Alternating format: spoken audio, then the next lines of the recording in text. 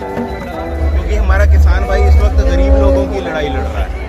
क्योंकि जो सरकार अपने पूंजीपति दोस्तों को फ़ायदा पहुंचाने के लिए गरीब की थाली में से रोटी छीनना चाहती है, उसके खिलाफ ये सारा संघर्ष कर रहे हैं किसान। और आज हमें बहुत खुशी महसूस होती है कि हम अपने किसान भाइयों के लिए एक छोटी सी सेवा यहाँ पे कर रहे हैं। हमें दिल से बहुत ज़्यादा खुशी है। मलेरकोटला की हादा नारा की धरती है जहाँ से हम आए हैं, पंजाब से, और हमारे साथ यहाँ पे दिल्ली के और हरियाणा के भी मुसलमान भाई यहाँ पे जुड़ चुके हैं।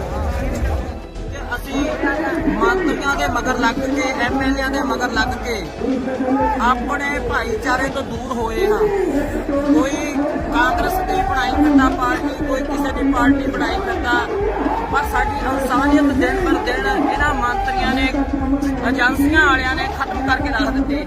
ਅਸੀਂ ਸਾਰੇ ਭੈਣ ਭਰਾਵਾਂ ਨੂੰ ਇਹੀ ਬੇਨਤੀ ਕਰਦੇ ਹਾਂ, ਕੋਈ ਕਹਿੰਦਾ ਮੈਂ ਹਿੰਦੂ ਹਾਂ, ਕੋਈ ਕਹਿੰਦਾ ਮੁਸਲਮਾਨ ਹੈ, ਸਾਡਾ ਰਿਸ਼ਤਾ ਇੱਕ ਅਕਾਲ ਪੁਰਖ ਨੇ ਬਣਾਇਆ ਹੈ, ਇਨਸਾਨੀਅਤ ਦਾ।